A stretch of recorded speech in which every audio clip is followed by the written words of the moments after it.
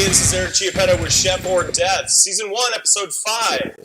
This is going to be a really good show for a lot of reasons. I have an amazing panel, but more importantly, we're going to talk about our favorite subject, Denver dining. In fact, my friend s1e5, we'll get to that part later, Spinner, wrote a book about Denver dining, and it's called Denver Dining, A Culinary Evolution. It's clearly one of our favorite subjects, and she really dove deep into our history, our present, and what our future might look like within our lovely city of Denver. It's a love affair, and she wrote a love story for this, and I'm super, super happy that we get to do this. As always, get on my Instagram, get on my Twitter. I am Eric_Chiappetta. Find me on iTunes, Stitcher, and SoundCloud under Chef or Death, or find all that stuff at www.cheffordeath.com. I don't feel like we need to say the wwws that much anymore, do we? We all figured, like, this is the internet. We got it? Okay. Remember to like all my stuff. Remember to share all my stuff, even if you don't like any of it. If you don't, well... like it anyway. F you. FM. We have audience members walking out now. To my right is the person of the hour, Simone FM Spinner. Published on August 27th, 2018, Denver Food, A Culinary Evolution, chronicles the Denver food scene from early nomadic Native Americans to the James Beard Award-winning chefs of 2018. She's a former contributor to Denver's 303 magazine, Food and Wine section. Her column was also called Chasing Grapes. Simone has written about the art of wine for Wine Country International and will be writing about luxury wine travel experiences for Connoisseur magazine in 2018-2019. In 2018, Simone Spinner completed the first year of her doctorate exploring the aesthetics of wine along with the effects of climate change on global wine culture, while with the Lisbon Consortium at the Catholic University of Portugal, in a network with the University of Copenhagen and the University of Gießen. Right? Gießen? Yes, Germany. Oh my God, I'm Italian. I can say shit like that. Spinner wrote her master's thesis at UC Denver, in which she developed the concept of aesthetics as it relates to wine using an interdisciplinary lens. That's the wine talking. More specifically, she also has a BA in wine and an enterprise in wine. She created the degree while studying at the Metropolitan State University of Denver. Ms. Spinner also holds a dozen wine credentials and is pursuing the Wine and Spirits Education Diploma. Simone owns a luxury lifestyle, wine education, and consulting company called Wine Rocks and Chasing Grapes, and is a former professor of wine studies for Metropolitan State University of Denver, and a guest lecturer on all things wine for University of Colorado, Denver. Clearly she's busy. This is Simone Spinner. Hi, Simone. Hi. That's why they have the applause sign. Ryan Leinonen began his culinary career at his Michigan hometown and enrolled in Schoolcraft College, prestigious culinary program under some of America's top certified master chefs. Ryan received a bachelor degree at Eastern Michigan University's Hospitality Management program in business and entrepreneurship. Ryan moved to Colorado in 2003 and for more than 2 decades oversaw some of the finest restaurants in Colorado, such as The Kitchen, Boulder, Root Down, Colton Gray, and formerly his own Trillium. Trillium garnered critical acclaim such as 5280's Best New Restaurant in 2011, 5280's 25 Best New Restaurants in 2012 and 2013, and a 3.5 4-star review from 5280 magazine. Ryan was a guest chef at the James Beard House in New York City in November 2014. Ryan currently spends his time as a culinary consultant, dedicating much of it to CPG and B2B culinary innovation work at Sterling Rice Group in Boulder. His recent work also includes the opening of celebrated New York-style deli Rye Society in Denver's Rhino Network neighborhood. Ryan Leinonen, everyone. Hi. To my far, far left, Aaron Foreman. Ever heard of him? After a successful career as a dog musher, Am I reading that Cool. right? Yeah. Aaron Foreman moved on to the exciting world of restaurants. It can't be more exciting than dog mushing, dude. Yeah. Can't make it up. His interest in wine started at the age of 16 when he tasted Montepulciano for the first time. Hey. Good move. Since then, he has traveled to wine areas around the world and worked with and trained with master sommeliers and award-winning chefs and winemakers. The owner and self-proclaimed chief bottle washer at Denver's Table 6 restaurant and co-owner of Club W and Tequila Proximas, Aaron has been to the edge and back, and he loves the view from where he is right now, at the end of Shepherdeth's awesome leather-bound couches. Happy to be here. And this is Justin Brunson.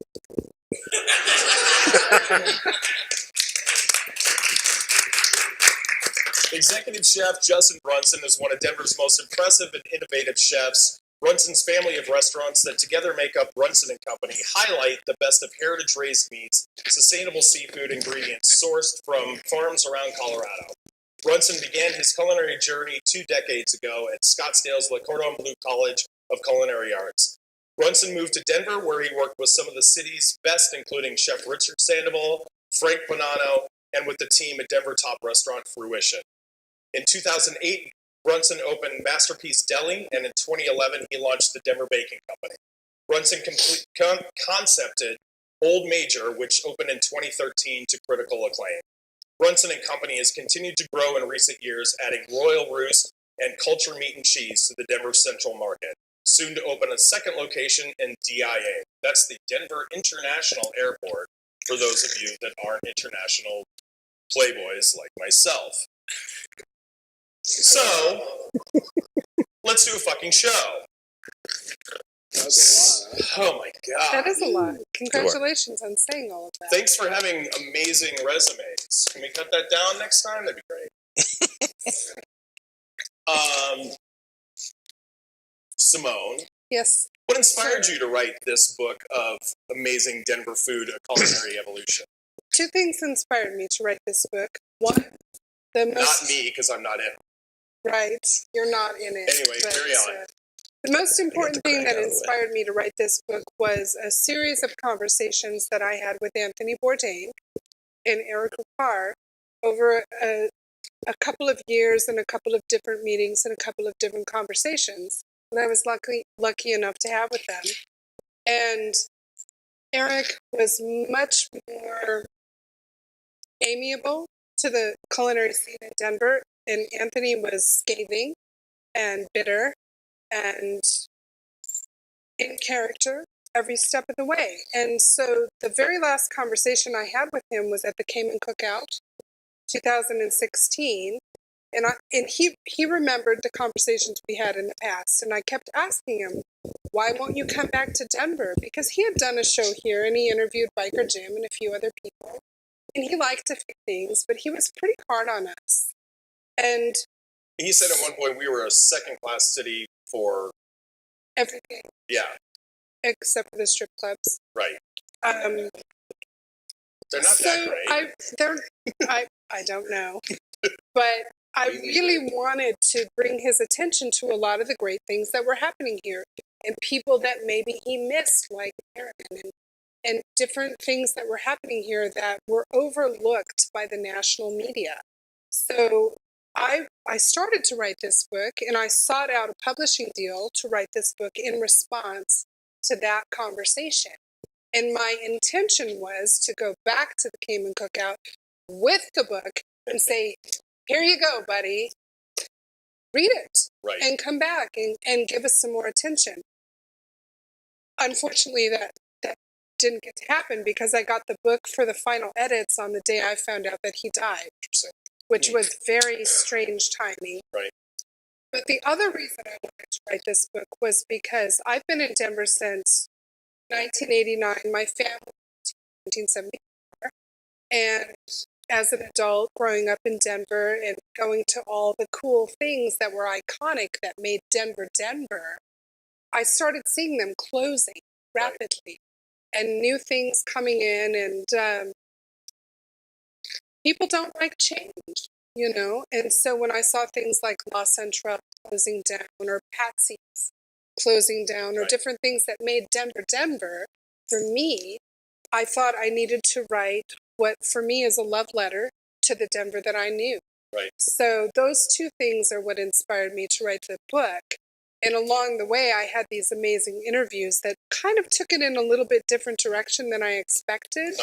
But that's basically what caused me to put pen to paper at a time that really wasn't convenient to write a book, but I think was really important because so many things have closed or shuttered or left the Denver skyline that really made Denver.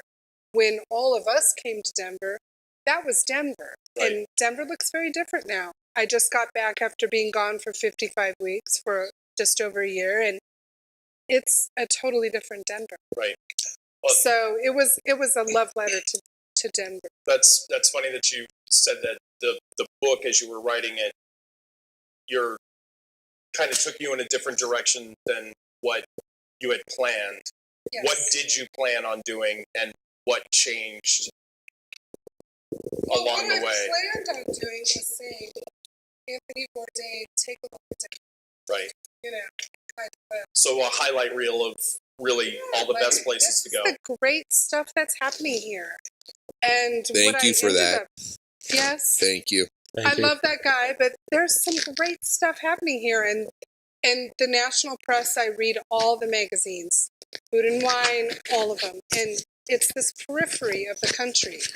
And maybe Chicago. Right. Maybe Houston.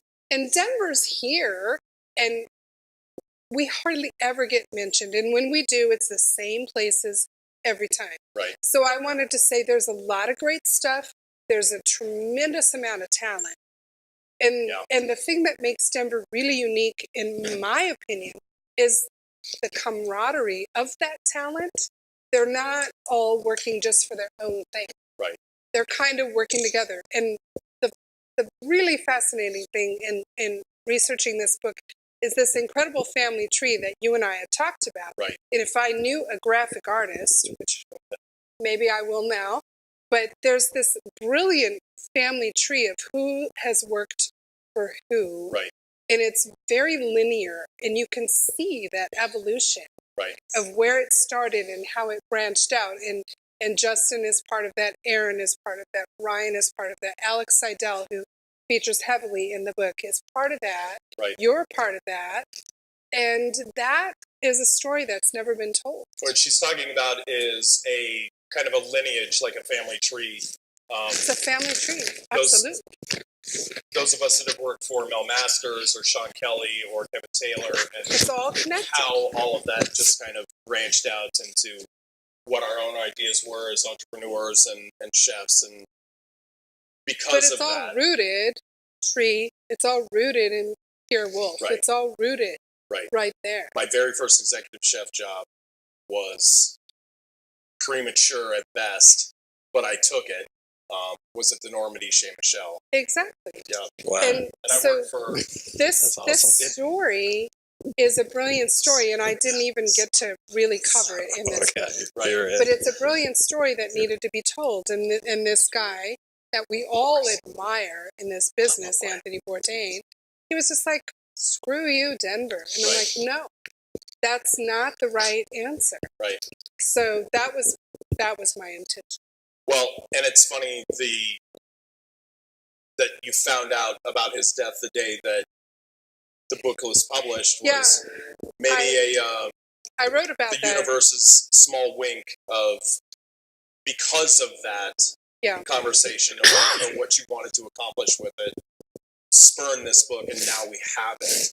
Well, it really did. And I had to battle with my editor a little bit because the day I got the book to do the final edits was the day I found out about that.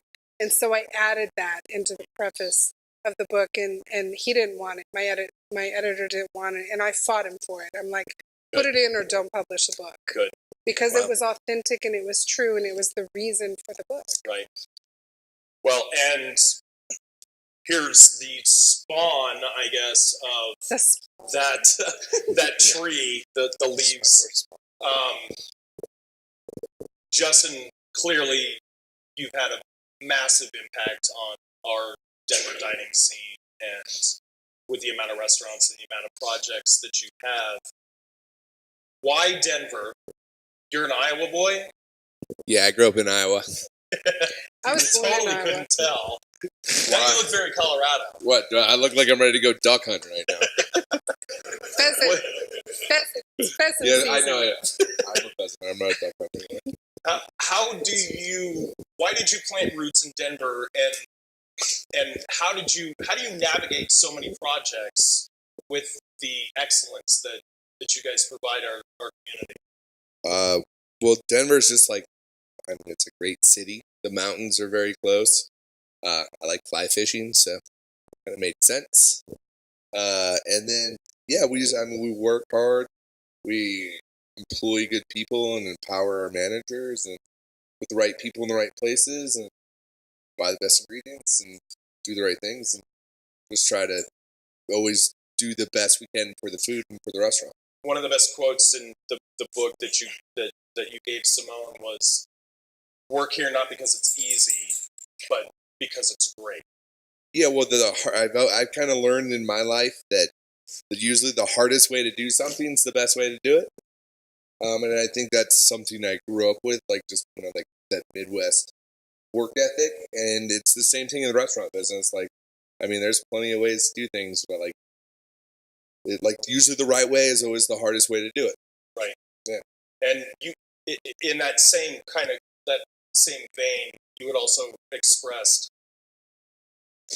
the new generation of cooks that are coming into, and I don't want to generalize. We sound like old people, you know Yeah, that, right? well, These kids today. We've already We talked clarified. about that. I'm old. Right? We talked about We that. just We said are- we're we like are these old, kids yeah. today, and I'm sure that's what they said about You us guys too, are all right? younger Right, than yeah. me. Right? But back then, there was a demeanor that a chef was not expected to have, but the expectation was that could occur, was that this isn't a 9 to 5 job, and this isn't, and the cream rises to the crop for only. Well, that's one how it reason. was when we all worked in, when we were all coming up in kitchens. Like the new cook today, it's like, please show up on time, please be in your uniform, Yeah, right. Right. please do what I ask you to do and do it properly, please. Please be the operative word Yeah. there. Which is Yeah. really weird to I don't say. think Like I ever nobody heard ever like please. it was do your fucking job Yeah, Right. or get fired. I never heard Get the please. fuck out, yeah. Get out of Right. here, right? Right? We all dealt with that. Like You just- that is not how it is today. There are different times, I guess. But like there's still cream. The cream rises to the top. There's just less of it. There's so many restaurants opening up. You know, like when Mel's was around, right? Sure. So Mel's had all the talent. Right. Mel's had all. It had Frank. It had Tyler. It had Goose. It had who else was there? Corey was there. Like it was Everybody. like there wasn't.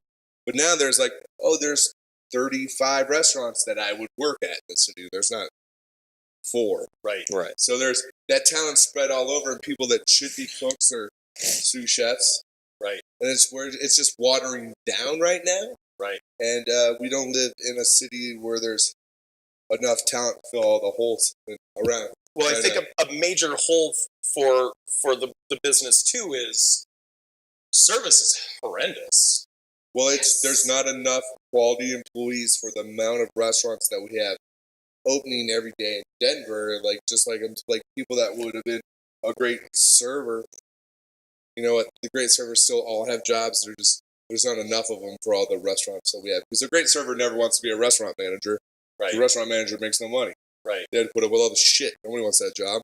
But service is not a profession like it once was. It is with the right people. I mean, With I the know right people. a lot of people that are professional servers, but like also when I moved here many moons ago and I worked over at Zun and Luca with people like my friend Kathy over here, like it was Kathy, there was Goff, there was Steven, like they were badass servers and like they were all working, 50 hours a week, making a lot of money at that time. But those people we have moved on. They're not in the restaurant business anymore. So it's like, Right. I mean, the service, you still get those. I have several servers that I think are absolutely just mind blowing. you know, but it's not like you could fill a whole restaurant full of those now too. Right. There's enough to go around a little bit here and a little bit there just because we're growing so fast. Right. Yeah. And the people that are moving here aren't for restaurant jobs. They're moving here for... They're for tech. Tech jobs. That was one of the themes that I noticed in all the different interviews I did for the book, was that service is suffering. And it's the pivotal thing that's holding Denver back. And it's because we don't have that server group of people that are those professional servers. There are a few. There's a few amazing... Yeah, there's no professional dishwashers anymore either. Right. Like people that come in and they're like, I'm a dishwasher and I'm proud to be a dishwasher here. And I work my ass off and wash the dishes here. Right. They come in there like, I want $16 an hour and I'm a dishwasher and I'll go out of work sick. Like there used to be like every like big group had their like head dishwasher and they all had their people, and if somebody called sick or you needed people, you could call around, and like that doesn't exist anymore. When I worked or prep staff. The man, like Manny, like, Manny was. Absolutely. You know Manny, right? Like there's Manny like followed Sean around for Manny's decades. a beast. Yeah, he's a beast. Ran a one-man show, lunch and dinner, and it didn't matter. And like if he was sick, his cousin would show up, and all his, like it's not like that anymore either. Like there's like this, I don't know. It's just too much, too fast, right? Right. Aaron, how has Table 6 remained the people for so long? The people. Yeah. I mean, I've got the jackets. Best dressed owner, maitre d', wine guy, dishwasher in Denver is Aaron Foreman. MacGyver forms. No, I have two gentlemen that have worked with me for all 15 years. Wow. Okay. And, like my most junior employee's been with me for 5 years. Wow. You have your little this and that's, fill in the holes, but it goes along to what Brunson's saying. It's about, empowering your people and, watching them, grow. And within, yes, a restaurant is a chaotic, wild experience, organic experience. But we all just thrive off it. And when you're kicking ass, it's the best. Yeah, it's awesome. The best. For sure. And after 15 years, we're still bringing the thunder, and that's a lot to do with the people. And but I totally get what you were saying. Like, but I have just this one little spot, and that little spot is special to me, special to a lot of people, and special to Denver. And but that is that's a tribute to the people that work there and put their butts into it. And it's I can't say I've worked at several restaurants. I can't say that's always been the case, but I've been fortunate to be surrounded by amazing people like this one, and it just, you just try to build and breed an atmosphere that people get it. It's what really the essence of hospitality is. Aaron started with a restaurant in Denver many moons ago, over 15, clearly. Yeah. Called a Dega, that all of us restaurant people were ready for, but Denver wasn't ready for whatsoever. And Ryan, that kind of leads my question to you: is why wasn't Denver ready for Trillium? Oh, I was ready for Trillium. But we're restaurant people. Yeah. Ryan, explain Trillium and like its Scandinavian kind of backbone. Wow, that's a big umbrella question. Tell us about your heart and soul immediately. Trillium, I think, like any other restaurant that chefs or owners have, is a culmination of all your experiences that have led you up to that point. Right. So I brought a lot from Michigan. I worked for some great chefs there. And some of the food I experienced growing up. and I came out here, and I started working in Boulder. I was at the my first job out here was sous chef at Q's in the Boulderado for John Flatt. Eye-opening experience. John was a great person. He was a hard ass, but he was a great person. He's still a great person. And everyone in that kitchen went on to do great things. From there, I went to the kitchen, and I got to experience that and work my way up there to the point where I was running it. I learned a lot from Hugo. Hugo was very interesting because his culinary brain came from England, right, the English countryside, and he worked with Jamie Oliver. He worked with Ruth Rogers and Rose Gray. So just to experience that and learn from that was fun. And I opened Root Down with Justin. Justin had a New York mind, very frenetic, but a lot of good ideas, a lot of worldly views on food. So I got to experience that. Colton Gray, working with Nelson, was a lot of charcuterie, a lot of sous vide, just immaculate proteins, and a lot of in-house butchery. So that was really fun. And then I got to go to Scandinavia in 2010. My wife is of Swedish descent. She was born in Michigan too, but we went there to experience that. We went to Finland since we were going to Sweden to see her family, and it just kind of blew me away because we were there in early August, that's like their harvest time. Because September 1st there, it's Arctic, it's right, done. But we were there, and it was just amazing. They had raspberries this big, and they were smoking fish on the dock that they pulled right out of the Baltic Sea. And so I came home with that, working at Colton Gray, and I was happy at Colton Gray, but I was just so hungry to kind of do my own thing at that point. And I spent time still working at Colton Gray and got some investors together, and we were looking at spaces all around town, but I kind of liked Ballpark because Jim was just opening, and he was my neighbor, and he was a great neighbor. Jim Pittenger with Jim's Eclectic Reindeer Dogs, or what's your thing called, Jim? Biker Jim's Gourmet Dogs, the only Jim's restaurant in Denver, Colorado that Anthony Bourdain has ever liked. Right. But period.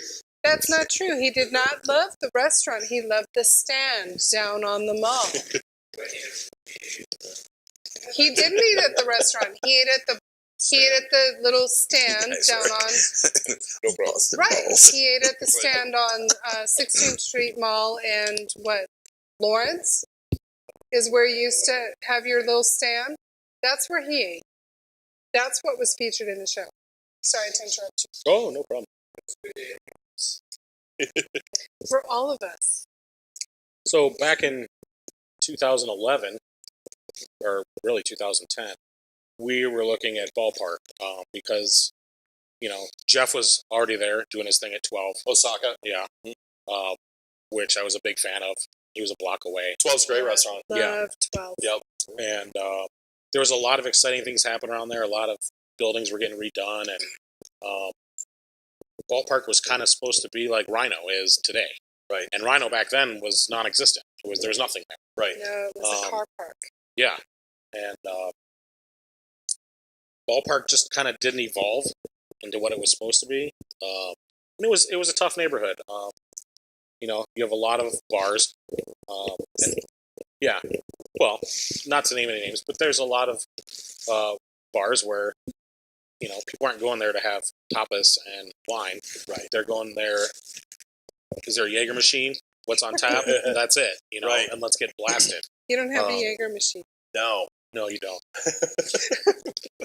Yet. Trillium did well. We got some attention, and business was good. I was able to see the big picture 4 years into it. I could have kept going, but I saw what was going to happen. Like today, we've been closed for 3 years. It was 3 years on September 22nd, and I would probably be out of business by now. I was able to sell it then, right, which was nice. But I don't think that people weren't ready for it. I just think it wasn't. Hindsight's 20/20. I think my space was too big. I don't think my menu was too crazy, but And that was what I wanted to do going in. I was like, how do I take every place I've worked at in Colorado and spin some Scandinavian into it? Sure. I knew I wasn't going to be Noma, and I didn't want to be. But how do I make that approachable for a neighborhood?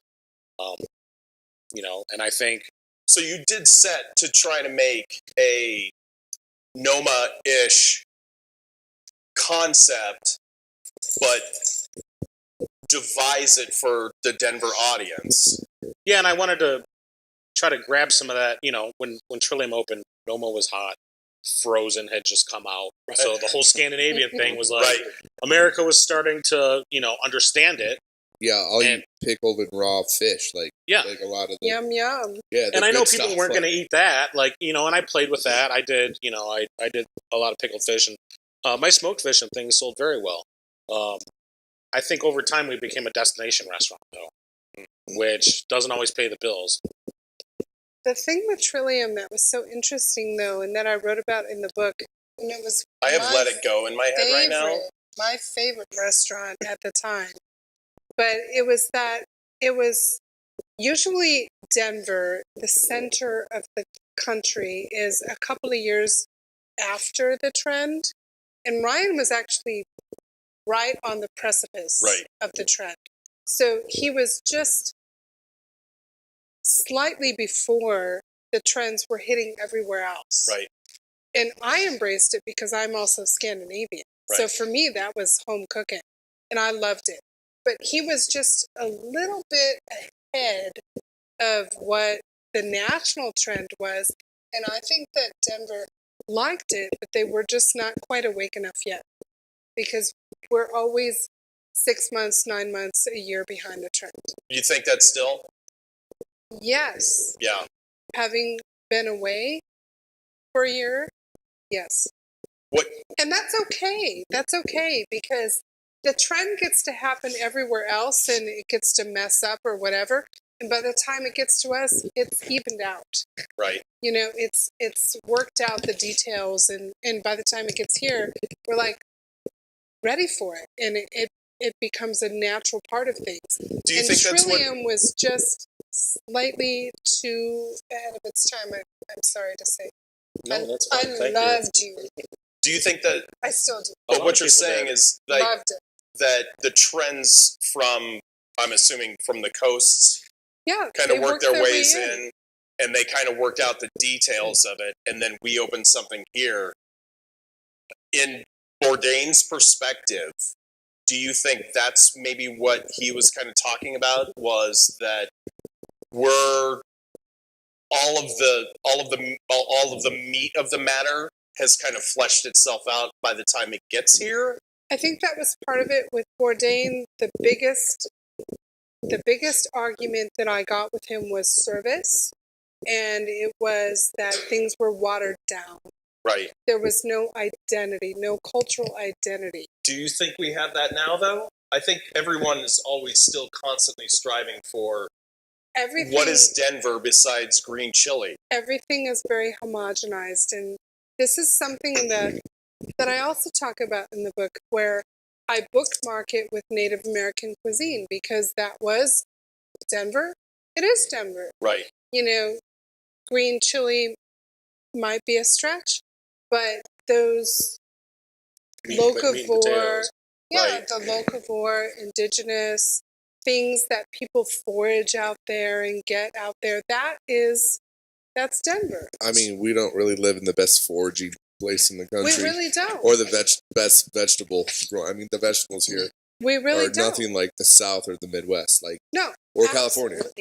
Right. We live in a desert. A tomato from Iowa, or tomato from anywhere else. You can't get our tomatoes are ripe here from the second week in August to the second week in September. That is tomato season in Colorado. So what is our identity then? I mean, we've been constantly searching for this is our thing. Well, what's Denver's identity outside of food? It's sports, it's mountains, it's clearly marijuana now. Well, it's changed. I mean, Denver's identity when I moved out here in 2003 is way different than it is now. Sure. But the original. So we have evolved. If you were going to say there was a culinary identity in Denver, it's really not what's happening now.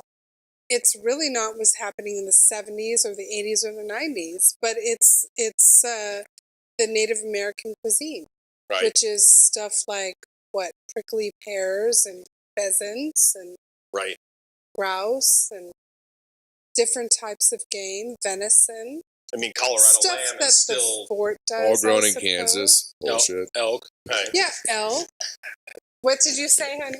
Oh, all the Colorado lambs all grown in Kansas. It's just killed here, so they call it Colorado lamb. It's all bullshit. Right. I didn't mention that. No, but I mean, That's for you, Colorado Lamb Association.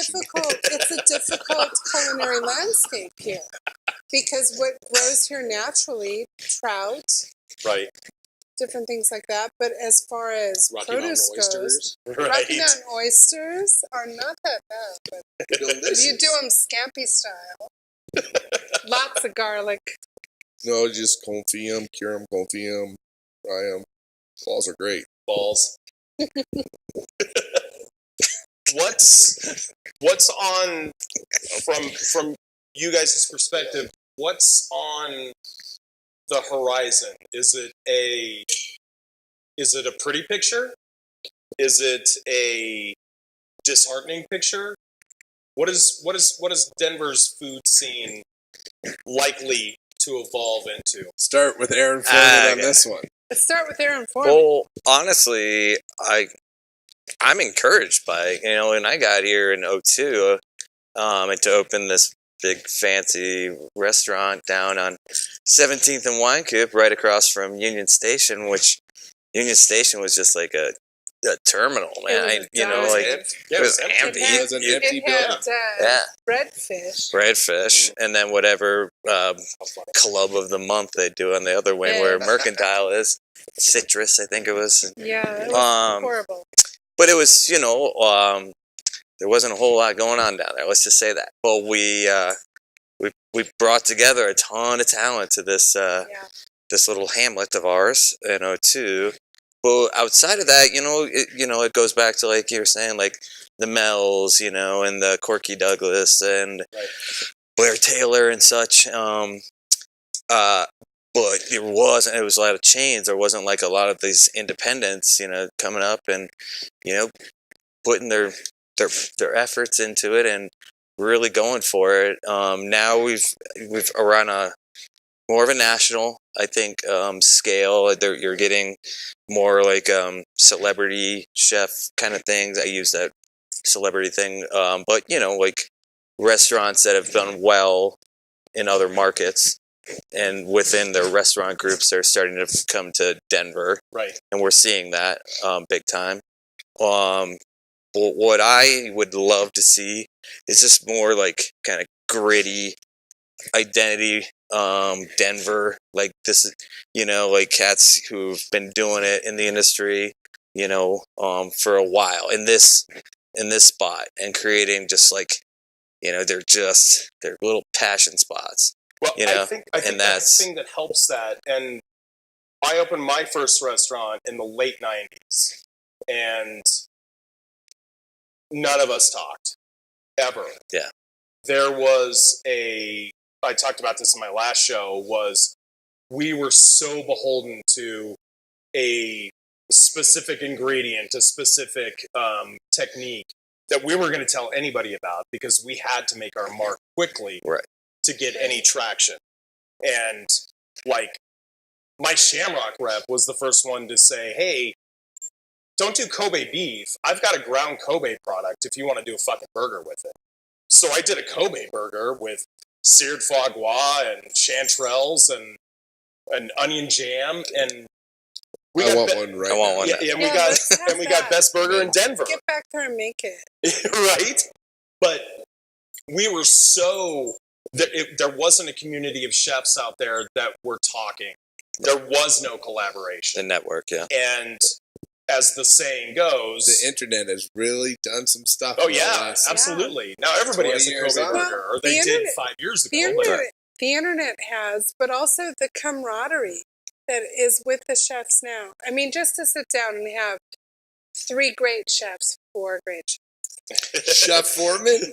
I love it when he gets He's Chef not a Foreman. chef. He's a wine guy. Chef. He's a restaurant guy. I'm a good But to short have order breakfast four cook. great proprietors sitting on a stage talking Yeah. about what makes Denver great wouldn't have happened 20 years Absolutely ago. not. Because everybody Or was there would so have been. Yeah. close to the cuff Yeah. with There's, everything. I mean, there's still like that in a lot of cities and places. There are. We have a special thing here in Denver. We have a lot of really nice people. I mean, a lot of people that live in Colorado are very like-minded. Right? Well, and everybody's nice worked people. for everybody. That's That's true. something that's Right. really unique here. And that's Yeah. Everybody It goes has back to the worked family for tree. everybody. Yeah. it's because we're so young, right? Maybe it's because we're so young. You know, I think there's That could be. there's a similar That could thing happening here that there is in Austin, that there is in Portland, that there's a kind of, I don't know how else to put this, but a Seattle grunge scene as restaurateurs go within our own cities, where we're just saying, fuck it. We don't care about the outside press. If we get it, fantastic, but we're getting signed to Sub Pop in our own town, I and think we're just going to everybody's do just our fighting thing. for right. the same Selby is. 100,000 customers every day. Yeah. When I started, we called them the Fickle 500. Yes. Sorry. Yes. Alex's days were. Right. Simone Yes. talks a lot about the end chapter. The end chapter of the book. Yeah. Can you talk to us about that? So something that really surprised me in researching this book was the amount of food waste and food insecurity that happens in our country, in our community, and in the world. And if I might, maybe with glasses, read this, I will, because to me this really blew my mind. I had no idea. I am in a very food affluent industry where I'm in the wine business. I dine out all the time. Good wine, good food, blah, blah, blah. I'm very spoiled. But this really shocked me.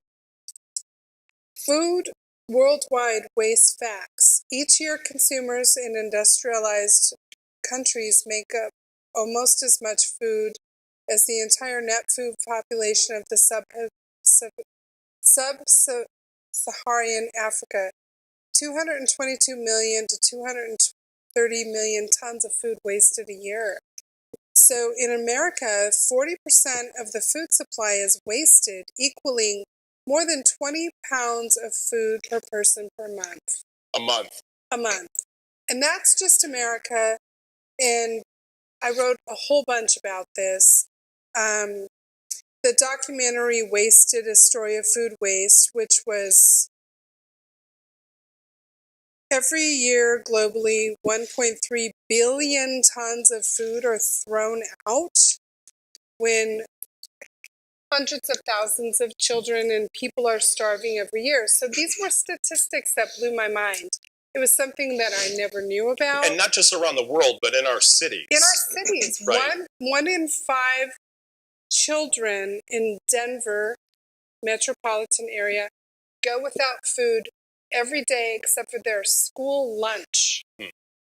They don't have food. They don't have breakfast. They don't have dinner. They don't have weekend food. These were statistics that really blew my mind when I was researching this book. I don't even remember how I came across this information, but I snuck this chapter in. My editor was totally against me putting this chapter in, and I snuck it in, and it was another thing where I said, publish the book with this, or don't publish the book. Because to me, this was something that was so important to talk about. In my own city, I had no idea this was happening. So for me, this was incredible. When I was doing my master's degree at UC Denver, we had this guy come in and he was talking about food waste, and it stuck with me for 7 or 8 years since. Arlen, you're going to interview him next week. He runs We Don't Waste. His deal is he goes and he collects food from restaurants. He partners with Aramark, which is all of the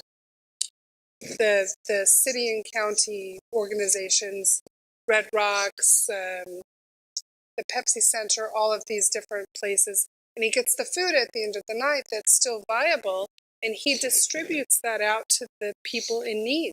He's got food insecure, and it's incredible. This guy is incredible. One guy started this, and well, you'll talk about it next time, but he's a force to be reckoned with, and this is something that blew my mind. Writing this book, I had no idea this was happening, because we in our industry, we have so much, and we waste so much. And part of the local farm movement, using, every part of the animal or every part of all the food that we get, is still tremendously wasteful. Wow. Because of the health organizations and what you have to use and what you have to throw away and all of these different regulations. But it blew my mind. Wow. It's a tragedy. Yeah. Starvation and gluttony. It's a tragedy. Yeah. I mean, we're in the business of hospitality, and we're in the business of gluttony. Yeah. Gluttony, Well, I mean, We are. we're providers of gluttonous activities. I mean, that's And where we we love make it. our. Well, there's a kid right. going love hungry, it. but we're having a Kobe burger with foie gras. Exactly. Right. With foie gras. Right. Exactly. We Right. love it. We love it. And Yeah. we pontificate about it. We write about it. We take pictures. And Right. it's all beautiful. And that was another thing with the food waste, is the Instagram culture.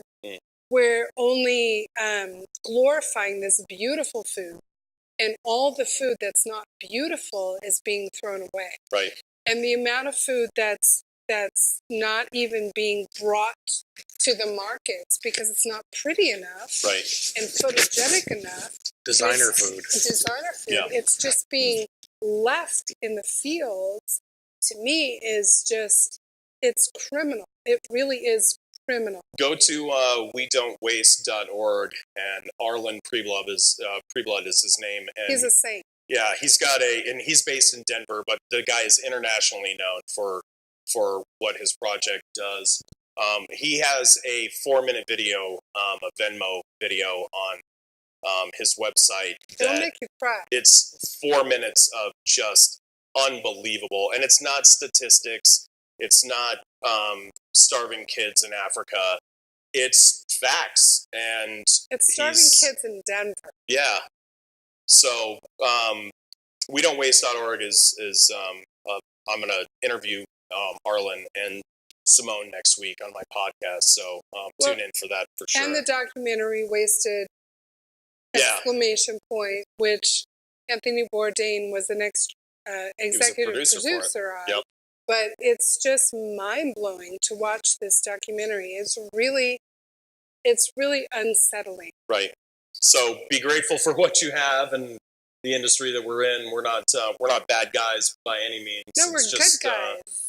Especially I know Justin is probably one of the best whole animal breaker downers and distributors of all that stuff. Nothing goes to waste in your kitchens, I'm assuming. We do our best. Yeah, we do our best. We do our best. And we all do. Yeah. I think that everybody in the restaurant business is very cognizant of this waste factor. I think more so in the last 5 years than before, at least from what And I've seen. it's because of margins. I mean, there's the margins in the restaurant are horrifying. Absolutely. Well, and just doing the right thing too. I think people are starting to think that there's starving people in Denver and just not everywhere else. Right. Yeah, I really think we're all working together to try to make this place the best we can. I want to say the next up for Simone, you're doing a memoir called Lessons from the Lisbon Coast. Yes. You spent some time in... I was there for just over a year, and it was the good, the bad, and the ugly of it. And I have somebody interested in the book. Good. So I'm going to write the book. I have to come up with a happy ending. It's coming. Hopefully distance will provide that. It's coming. Yeah. Your book, Chasing Grapes. That's about 20 years in the wine business. Good. Your PhD dissertation the future of European wine culture, how climate change will change everything we know about European wine. This is a pretty big one. Yes, for people who are skeptics or whatever, the statistics and the scientists that I'm working with in this PhD, hopefully I'll eventually get the PhD, but the book will be interesting either way. Aaron can attest that climate change is radically changing how wine is. Well, look at California. In 2 decades. Look at Europe. Look at Europe. Yeah. Yep. The hail that goes on in Europe every other year is just decimating some of the most amazing wine regions on the place. Well, in the things that I'm studying, within 2 decades, Bordeaux, Tuscany, all these incredible places that we think of as the birthplace of wine, and the entire culture around that, the tourism, everything we know about Tuscany or Bordeaux or the Rhone Valley or Burgundy, it'll be gone. Right. It'll be completely gone. Well, and Europe's making Robert Parker wines not because of how they make their wines now, but because of climate. Because of climate. Yeah. But the thing that'll make it really difficult is because of the way the laws are written, when they can't grow grapes, they can't grow anything because legally they have to do certain things certain ways. Right. So they will become deserts. And culturally, they will become deserts. So 2,000 years of history, 11 generations of winemakers that we've all met, they will be out of luck. Oh. You know, they won't have an identity anymore. Right. So that's kind of what I'm studying and writing about there. That's a very difficult one. I love talking to smart people. I think I've told you guys that before. Your book is amazing. Thank you. You're amazing. Thank you. Incredibly smart. The book is beautifully well written. I was gracious. You were one of the first people to read it. Yeah, well, and she gave it to me in a PDF file and asked me if I was be so kind as to write a review for Amazon, and it was fun writing the book a love letter because it's a love letter to Denver. It is a love letter. Yeah, and I'm incredibly honored. And to these guys. It's a love letter to these guys. Yep.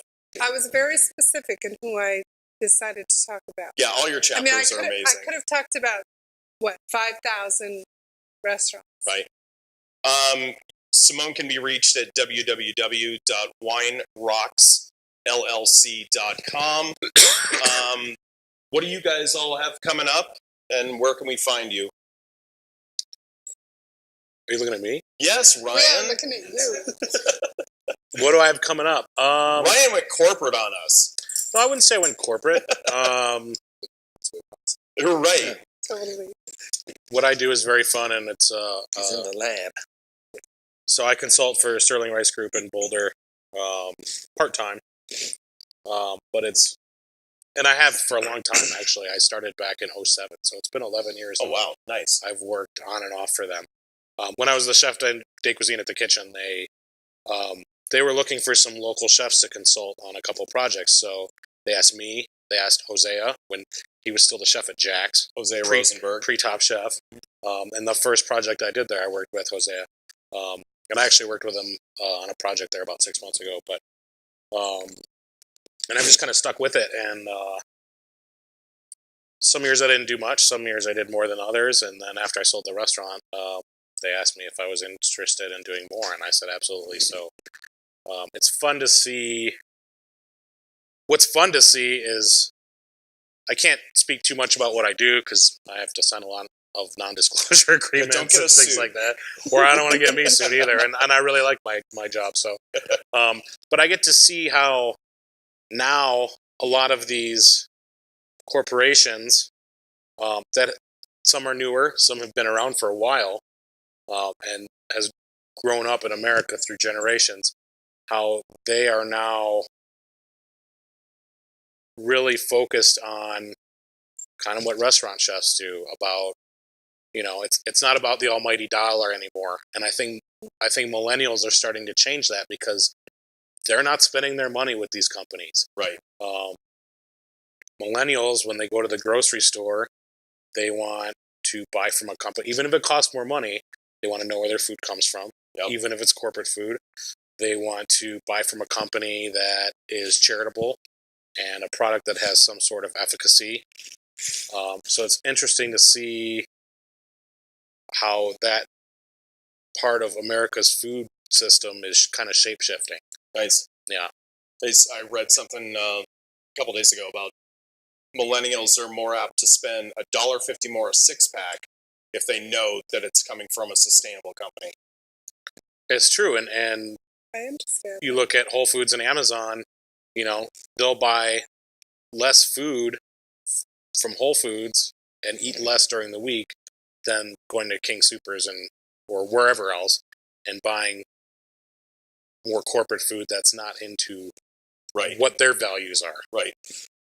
So they'd rather spend more money and eat less food, knowing that food is doing some good, than spend more money and have more, or less money and have more food. Right. So it's interesting. So to see that and get to work with those people, and a lot of those people have been in the industry a long time too, so they're changing with it. And that's exciting. I learn from them, and they value my opinion, and it's just really cool. Good for you, man. Yeah, you get to look at yourself in the mirror every morning, or when you come home from work, and go, "Oh, good, I did a good thing for the world today." I try. It's not that glamorous. You're glamorizing it. No, I get to do some cool things, and I get to make some new stuff that at least I feel good about. Some of it you might have in your own pantry or fridge right now. I certainly see it at the grocery store, and I can't tell you what it is, but it's there. Trust me. He's a spy. No, I just don't want to get in trouble Or or yelled at next time I go to work. Right. But your girls. No, I don't work Yeah. tomorrow.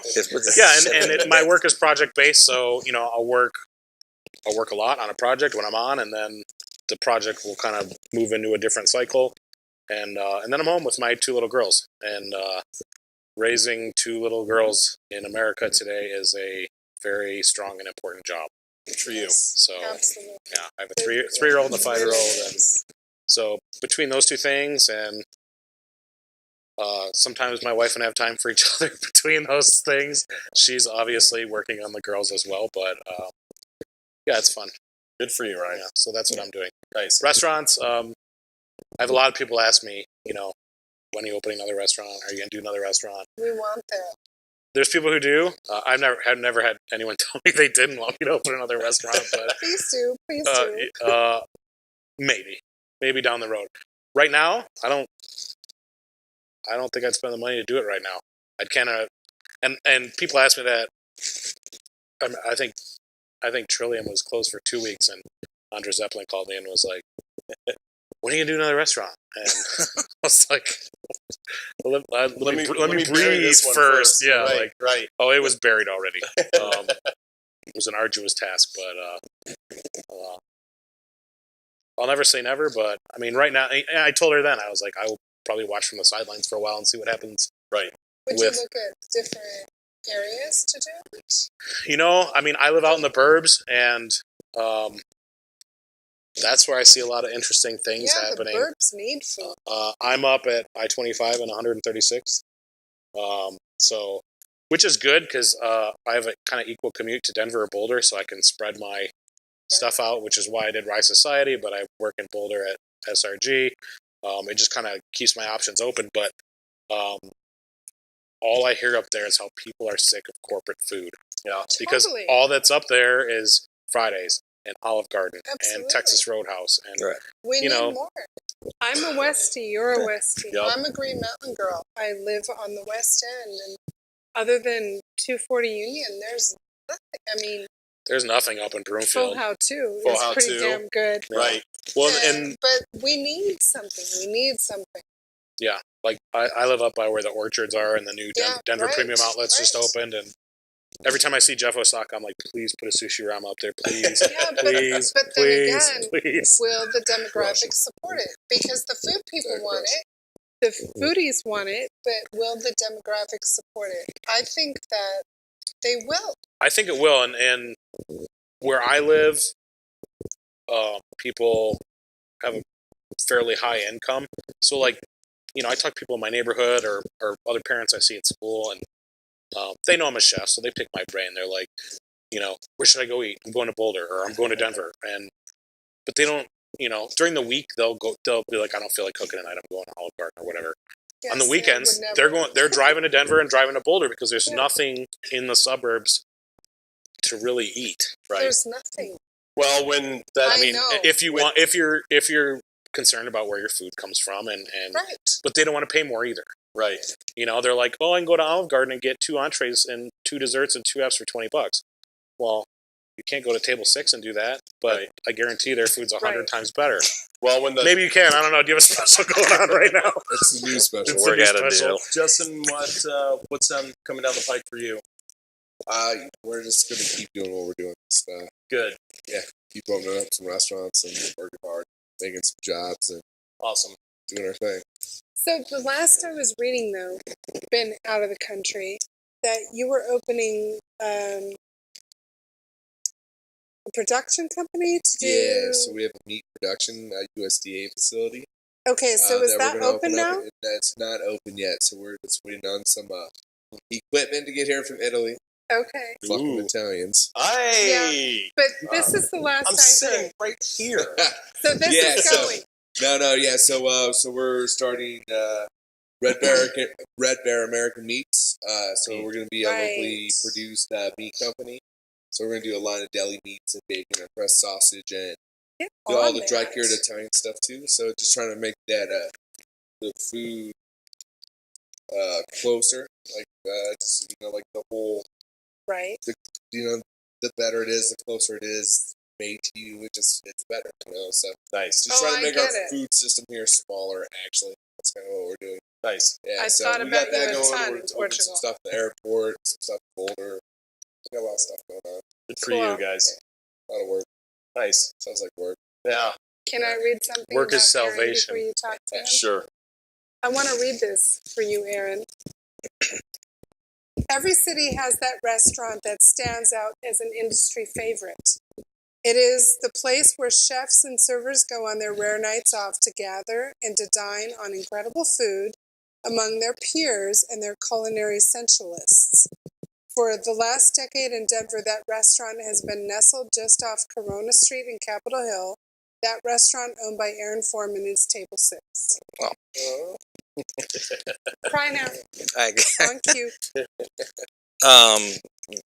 Well, thank you so much. Thank you so much. Who for like 15 years yeah. of incredible food. Yeah. Well, it's what's really cool about what we're doing here and what hopefully is being conveyed to everybody. Hopefully, and I know is going to be conveyed in this book is how far we've come, and from the early ons to and just recent, culinary history. You put your effort and you put your heart into it, your passion into it.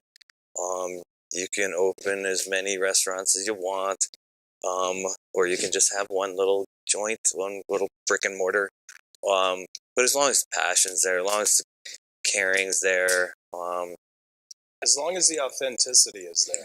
it translates, and Exactly. that's a key component.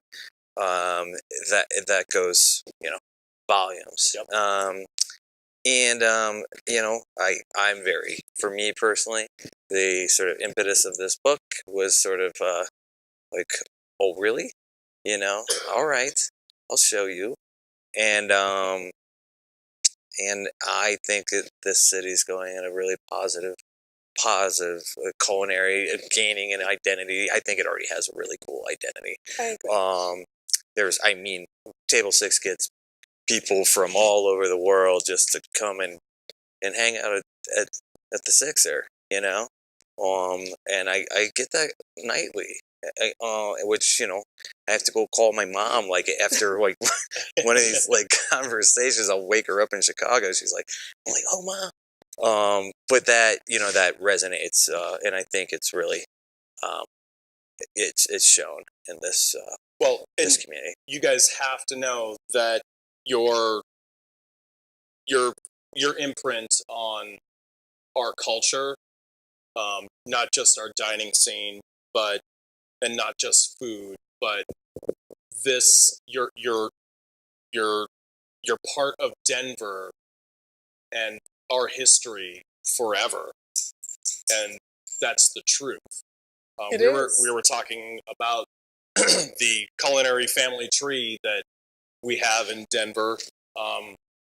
Your significant branch is soon to be weighted down with amazing people that you guys cultivate and bring into our scene and our culture. So, I mean, that goes back to Otto Bauer in 1886. And his restaurant, it's not his, but his name is still there on the floor. Bowers, yeah. You know, and the things that guy did that I learned about, he went to Mexico City to learn how to make chocolate from descendants of the Incas. Right. Back then.